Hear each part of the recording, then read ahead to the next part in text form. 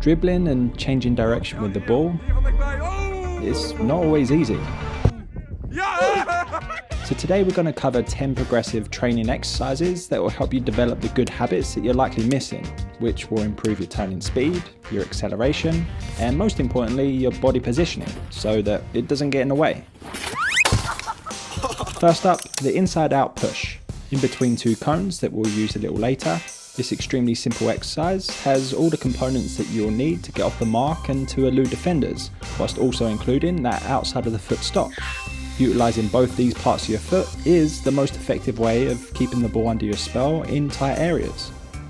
So start by softening the knees with your weaker foot forwards. Use the instep to push the ball and start the movement. Exchange weight between your legs before using the outside of your kicking leg to stop the ball. Supporting leg loads to the outside. Now the body weight is sideways. Nice. Then it's a push back using the outside of the foot. Again, that exchange of legs before stopping the ball with the instep. Adjusting your footwork. Away we go again, working for 30 seconds on each foot. Number 2, the outside to inside 10-yarder. This nice little transition in the centre starts 5 yards back. So you'll want to organise your cones just like this, deciding whether to start the exercise with the instep like before or the outside. Feel free to change it up. Still with the knees bent and an angled posture, meet the ball and you're off. Heading past the first cone, we stop the ball using again the outside of the foot before loading into that wide standing leg, pushing off towards the first cone, keeping the posture sideways, organising the feet. Now using the instep of the boot, push off to the end where you'll use your sole to stop the ball before easing to a stop yourself. 10 seconds in between, we repeat it 5 times with each foot. Right, let's move a little faster and increase the difficulty. Number 3, the open drag to close drag. Back working between the two cones, push the ball forwards to get started. Now loading into that standing leg past the ball. The kicking leg arrives on top of the ball, dragging it back across the body in that open posture, facing the ball. Now we're going to close the posture. So this time the standing leg, we place it slightly behind the ball, allowing space for our kicking leg to reach and drag the ball beneath our body. Turning around to eye up the ball and repeat this for 30 seconds. Number 4, outside boot to close drag 10-yarder. Now back on the move, combine the elements we've learnt thus far. Dribbling forwards towards the second cone, a delicate touch allows us to angle the body, controlling again with the outside, it lands. Then pushing through that supporting leg, we push using the outside of the foot before now fully facing the ball. Compare that to exercise number 2, the body posture is a lot different. Now reaching for the top of the ball to perform that close drag, kind of like the Cruyff turn, and then sprinting through. This is all about sorting out your feet to get the body in the correct position. So if you need to practice drill number 3 a little more before visiting this exercise, then go for it. Number 5, one of my favourite moves on the pitch. This is where the standing leg really comes to light.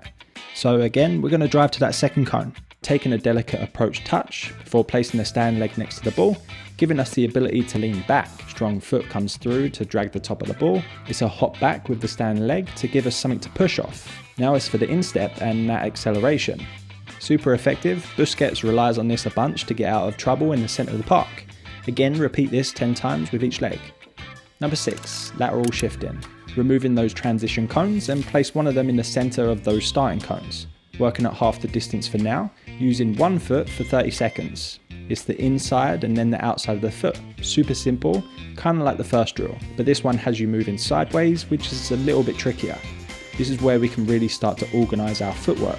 There's a bunch of crossing of the legs, which is really important to get used to. Again, getting the standing leg to those outer areas to support the change of direction. Small touches and getting down into the exercise to help with the balance, shifting your body angle for quicker transitions. Number 7, lateral shift to sprint.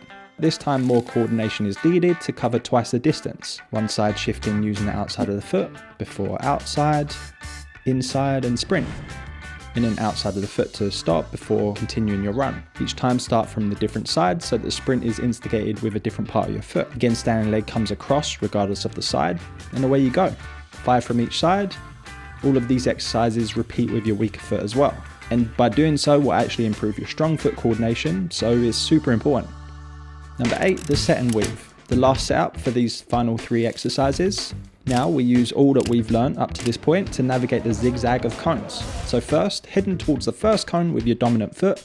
As you approach, touch or set the ball using the instep of your foot. Then digging in and around the cone to meet up again with the ball with the instep of your foot. Next cone, using the outside to set. Get around, outside of the foot to meet the ball. Focus on getting angled and low into the turn for that faster transition. Repeat 5 times on each leg with 10 seconds in between. Rest in a full minute before moving on. Alright, almost there. Number 9, the inside-outside weave. So similar to the last exercise, the only difference is the ball comes with us on that transition. So sliding the ball down on the approach, standing leg needs to come across the body to the other side of the ball. This will allow us to push off using the instep of the boot to accelerate out. So you can see how training that standing leg is incredibly important. Next cone for right footers is slightly easier. Again, slowing it down by shifting it slightly sideways. We now need to get our body weight to the left of the ball using the outside of the boot to push it through.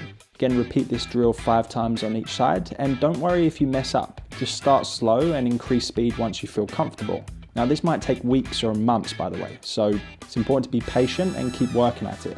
Last one, number 10, the alternating weave. So the goal is to switch the feet with each transition around the cone, utilizing the easier part of the foot for change direction, which is the outside. Now using the instep, like we did in the last drill, requires your standing leg to get across the ball, which requires just a bit more coordination.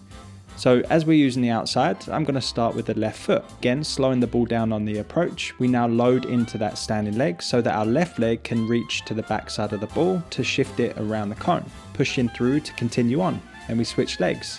Again, slowing it down so that your brain can really understand where the legs feel like they offer the most support into the turn. And once you've nailed that, you can work on angling your body to speed up the transition. Okay, so there's a lot of detail there. And to make it nice and easy for you, I have put together a free PDF that you can download in the description. With that, we just go into a bit more detail around the exercises so that you can take it to the field and not have to watch this video back time and time again. If you are struggling with the particular exercise, you can click on the photo and it will take you to that part of the video. So nice and easy. Now, one thing we don't cover in this video is all about the rhythm and the timing of navigating these cones. And that's because in this video, we cover that in a lot more detail. So head on over there if you are looking to improve that part of your game. Otherwise, I hope you got something out of this. Enjoy the PDF and I'll see you in the next one.